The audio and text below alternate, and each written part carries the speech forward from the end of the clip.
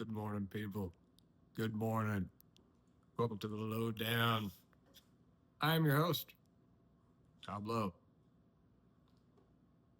Thank God we're back, man. The big man in the sky, we're back. You ain't promised tomorrow. Every day here is a victory. It feels that way for me, too. I tell my wife all the time, it's like every day I'm drawing breath. I feel pretty vindicated. I feel pretty unstoppable. I feel like I got a little power in me, because I'm here. I'm not supposed to be here right now. I'm here though. We have overcome some significant odds. So I do thank God we're back. And I do that on the show every day because maybe you're not hearing that from people. It doesn't have to be some great religious experience to mention God. For me, it is, though. It's a great religious experience. Every morning, I get up here and I think about it. I guess let's move on. It's Too Tough Tuesday. You know what's coming. I'm going to say some things that probably poke on their feelings a little bit. It's good for you. A little tough love go a long way, people. So let's get into it. Guys, on Too Tough Tuesday so far, we've talked about so much. We've talked about so much on this show already. We've talked about stepping through your trials and simply making it to the end of your trial by just being persistent, being consistent, just putting one foot in front of the other. And here recently, I've been talking to you guys about becoming undeniable. About getting what you want by simply preparing the most or becoming the best. And, I think for me, that's still very much so stuck in my head, but I don't want to talk about that again. So I'm going to break it down in another way here right now. Oh, I got a cup of mud this morning. Look at that stuff. I got halfway through it here. It's still steaming. I ain't got a taste bud left right now. Oh, man. All right. Guys, I wrote down, y'all know Game of Thrones, winter is coming. Winter is coming slowly. It feels slowly, it seems like it's a couple months off, but it's going to be here quick, real quick, too quick. And so it's not time to prepare in the beginning of November. It's too late, far too late. It's time to prepare now. And so it's just like I talked about in the concert thing yesterday. I don't have to be the best because I can be the most prepared. So it's time to start maybe thinking about, I'm writing all this and I'm talking about this today because we have a mental health crisis, extreme mental health crisis. And we have so many distractions. Everything's pulling us 17 different ways. So what I think maybe could help y'all out this winter, and something that's always helped me out, is have one thing that's a safe haven, that's a passion, that's a real hobby, something you want to grow at, and start getting it prepared if it's not prepared. So if you love to cook, then start preparing something this winter where you're working on recipes and you're working on growing on that. If it's music, start setting a schedule for yourself on that where it's like, okay, I've got to get in at least 15 minutes a day. I promise you'll do more than that. But if you tell yourself, I got to do 15, you at least sit down and give yourself 15 and grow off of that. Whatever it is, those are things for me. That's why I can mention them. Those are examples, but there's so many things out there. If it's reading books, if it's, whatever it is, if it's exercise, I hope it's exercise. Because, man, I miss exercising so much. That used to be my thing. I really didn't even play guitar that much because I spent that time on the exercise side. And, now it's kind of, I'm probably not doing that right now. But I say all these things because it's like, I'm always talking about pride in yourself. And I can tell a lot of people don't have that. And I think it's because you're not watering yourself, man. You ain't growing. You know what I'm saying? You got to grow. You got to have something to put some passion towards. And I know you guys that have a lot of kids and you've got a job, it seems impossible, but it's just not. Maybe you wake up 25 minutes early and you pursue this little passion then. Or maybe you just create 25 minutes in your day, 10 minutes, 15 minutes in your day. But find something, because when wintertime gets here and everything gets dreary and you don't want to go outside and you're stuck in the house with the people that are driving you crazy, even though you love them, if you don't have something ready, man, it's going to eat you up. I see it every year, people struggling, man. And you got to start doing something. And while we're talking about that, let's talk about anxiety for 1 second, because I understand there are people out there with crippling anxiety. I can't fathom that. I don't understand it. You all know me. I don't even think it exists in my brain, man. I don't have anxiety like that. But I do feel anxiety. You know, when I just got out of the army and started doing construction work, and I'd have to go in the hardware store, and there's 4 or 5 old men back there that have been doing construction their whole life, and I'm trying to make an order or you know, turn in my materials list. I promise you, I felt a little anxiety. I didn't want to look like a dummy, you know, and I feel anxiety, but I kind of let it turn into it's kind of a superpower if you learn how to harness it, right? Because it's going to heighten your senses.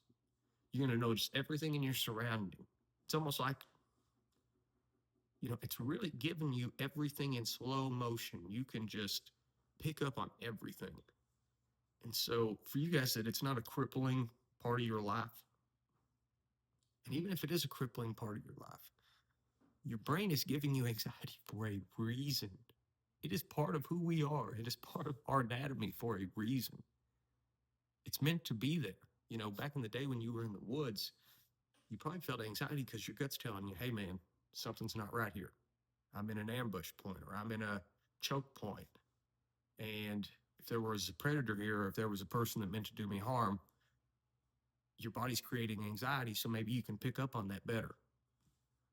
So we feel anxiety for a reason. Don't be trying to numb it.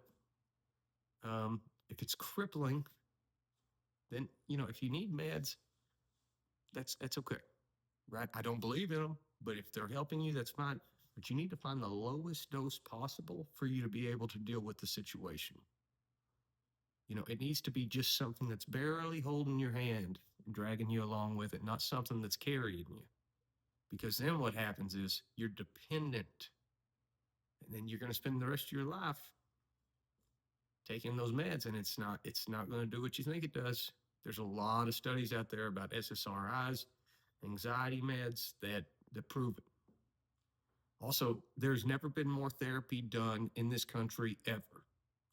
Therapy is at an all-time high. Kind of weird that so is depression. I don't know. I sometimes wonder if it just doesn't work. Maybe it does. I don't know. I've never got to taking it. Never got to take it, but I'll digress. All right, guys, we got a little bit of news today. And I hope that all made sense, man. I know sometimes I'm all over the place. It's early. Sometimes old worm dirt gets me hyped up here. I'm jumping around. But guys, find something, man. Do something to grow. Be proud of. Be proud of yourself, man. Be proud of yourself for just making it through Monday. And I think your life will start to improve. You know what I'm saying? All right, on to the news. Department of Interior is creating the Bald and Golden Eagle Protection Act.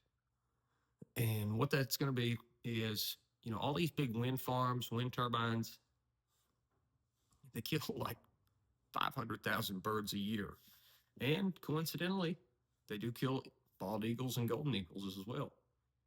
And so, in the hunt to find an environmental friendly energy source, we are counteracting some of those protection acts we have for animals.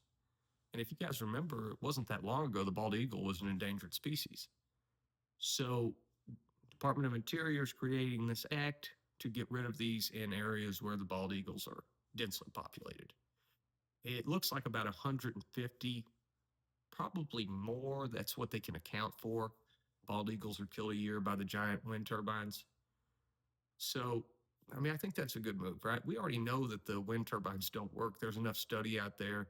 And if you look at them long term, they cost way more money. There are better, there, there are more efficient ways to create energy than that. It was a good idea, right? We try stuff, but if it doesn't work, it doesn't work. It's time to find a new thing. And man, those don't work. They just don't. I, it is what it is. All right, next thing. I told you guys I would talk to you more about the Thailand Cambodia border little skirmish that was going on. They had a ceasefire. It looks like yesterday evening they met to concrete the ceasefire to uphold it. It looks like about 300,000 people were displaced from their homes in less than 5 days. I don't know what the death count is. It's going to be pretty much impossible to find that out because everybody lies about that stuff. It's kind of like Russia, Ukraine. I have no idea how many people have perished in that. Nobody's going to be honest, and I, I don't even really pay attention to any of that stuff because you're not going to get an accurate accounting. One side's going to lie to cover up and make them look better. One side's going to lie to make the other side look worse. It's pretty much impossible. You get the gist, though, that bad things are happening. People are perishing. It is what it is. You don't need a hard number a lot of times. So we'll see if the ceasefire is 100% concreted into the ground and if they make, a real treaty and sign it. If they do, I'll keep you updated. Here's the big one. So we've heard about Trump's almighty sanctions falling on Russia.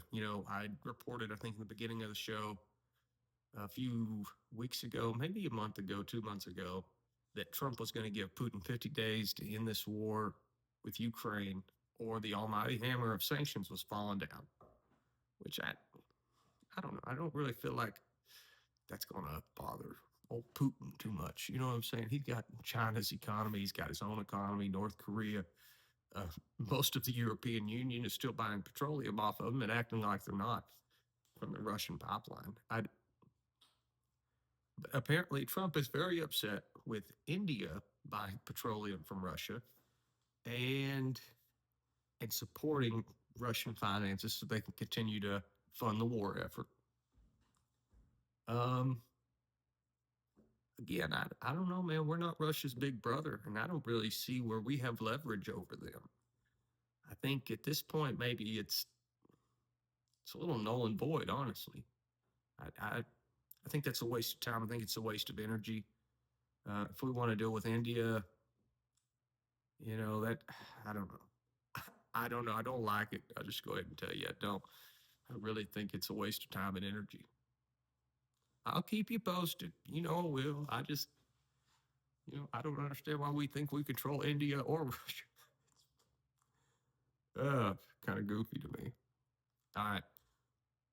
Hamas, as of last night, released another very disturbing hostage video. Guys, Hamas is an Iranian-funded terror group. They're the ones that committed the attack, I think October 7th. I hope it's October 7th in Israel there that created the whole Palestine-Israel conflict here. That was Hamas, and that's an Iran-funded group. It wasn't like the Palestinians created a, nickel and dime terror group and went and fought back. That's not what happened at all. So Hamas, in true Iranian fashion, terrorists, release a disturbing hostage video. Yep, you can find it. You can find it on the old interwebs. Don't recommend it.